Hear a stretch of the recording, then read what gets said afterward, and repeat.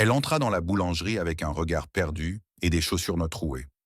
Elle n'avait que 8 ans, mais ses yeux portèrent les douleurs de quelqu'un qui avait déjà affronté la vie.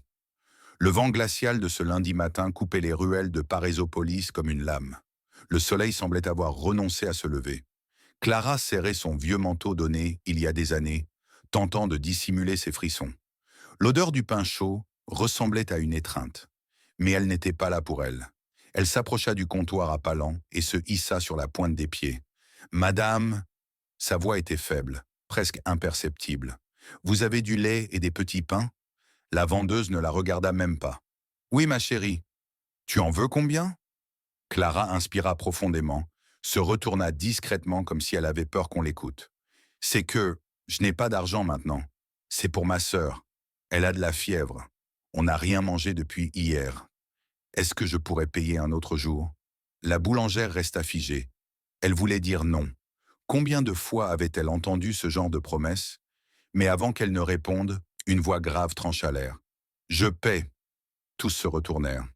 À l'entrée de la boulangerie, un homme élégant observait la scène en silence. C'était Leandro Rezende, un célèbre homme d'affaires, propriétaire d'une des plus grandes chaînes du pays. Il était là par hasard. Sa voiture était tombée en panne au coin de la rue. Il était entré pour attendre. Clara ne savait pas qui il était. Elle voyait juste un homme qui la regardait comme s'il retrouvait une douleur oubliée. « J'ai dit que je paie », répéta-t-il en s'approchant. « Et pas seulement le lait et le pain.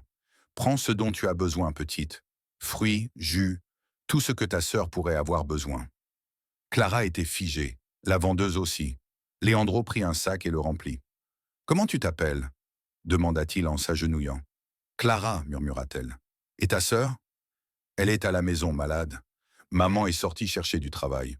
On n'a plus rien. » Leandro resta silencieux. « Quand la voiture sera prête, tu me montres où tu habites, » dit-il doucement. Clara hésita puis acquiesça. Il y avait quelque chose en elle qui le touchait profondément. Un souvenir ancien, enfoui.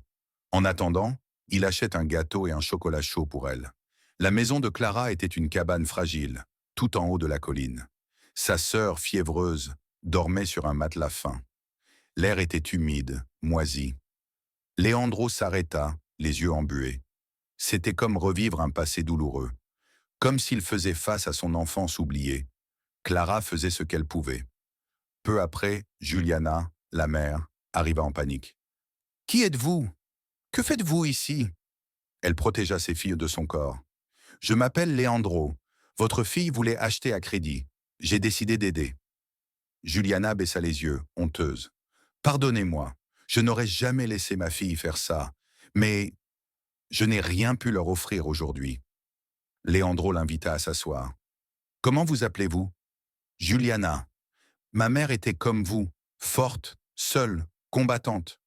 Puis un jour, elle a disparu, et moi je suis resté. » Le silence régna.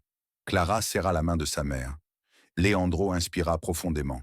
« Je ne laisserai pas vos filles vivre ce que j'ai vécu. Si vous me laissez faire, je veux vous aider.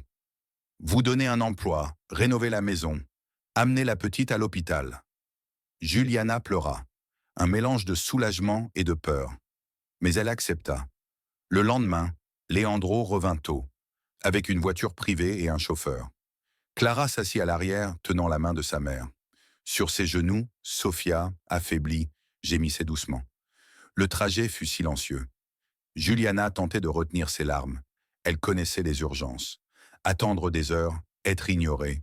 Mais ce jour-là fut différent. Grâce à Leandro, Sofia fut admise immédiatement. Médecin, examen, perfusion. « Elle a une infection virale sévère aggravée par la malnutrition », expliqua la docteure. « Mais elle est arrivée à temps. Avec le bon traitement, elle ira bien. » Juliana serra sa fille et pleura. Leandro posa simplement sa main sur son épaule. Ils restèrent à l'hôpital jusqu'à la fin de l'après-midi. Sofia sortit, paisible, la fièvre apaisée, dormait dans les bras de sa mère. Ce soir-là, Leandro fit livrer un nouveau berceau, des vêtements propres, des couvertures et un grand panier alimentaire. Juliana, entre larmes et sourires, commença à croire que la vie pouvait changer. Les jours suivants, des ouvriers vinrent rénover toute la maison. Et ce n'était que le début. Leandro fit installer des canalisations neuves, des fenêtres vitrées, une véranda, une douche chaude, un carrelage et même une étagère de livres pour enfants. Juliana, stupéfaite, observait. Parfois, elle sortait chercher du pain et trouvait encore une nouveauté. Un four moderne, des rideaux blancs, un réfrigérateur neuf. Il s'asseyait avec Clara et Sofia, jouait, lisait, racontait. Il était plus qu'un bienfaiteur. Juliana, même sans se l'avouer, attendait ses visites. Un après-midi, il apporta des chocolats. Vous n'étiez pas obligé de faire tout ça, dit-elle sans le regarder. Vous avez déjà tant fait, je ne sais comment vous remercier. Je n'attends rien en retour, Juliana. Je pense juste que vous le méritez. Mais, si vous voulez vraiment me remercier, acceptez un dîner avec moi. Rien que nous deux. Juliana ouvrit grand les yeux, surprise. Hésita, puis sourit timidement. J'accepte. Leandro choisit un restaurant simple. Il voulait la connaître, sans apparence. Pendant le dîner, elle raconta tout. L'abandon, les sucreries vendues, le linge lavé, les repas sautés. Leandro écoutait, les yeux humides. Quand elle termina, il prit sa main. « Vous êtes la femme la plus forte que je connaisse. » Juliana sourit, timide. Pour la première fois, elle se sentait reconnue. Les mois passèrent. Juliana commença à travailler dans l'entreprise de Leandro. Avec talent et volonté, elle gravit les échelons. Respectée, entourée, elle s'épanouissait. Celle qui craignait autrefois de demander du crédit était désormais un pilier. Leandro l'admirait de plus en plus. Mais ce n'était plus seulement de l'admiration.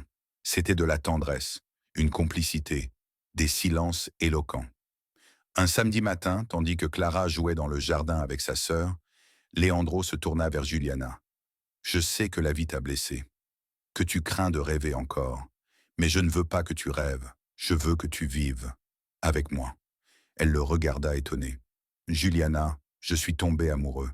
De toi, de ton courage, de ta douceur, de tes filles.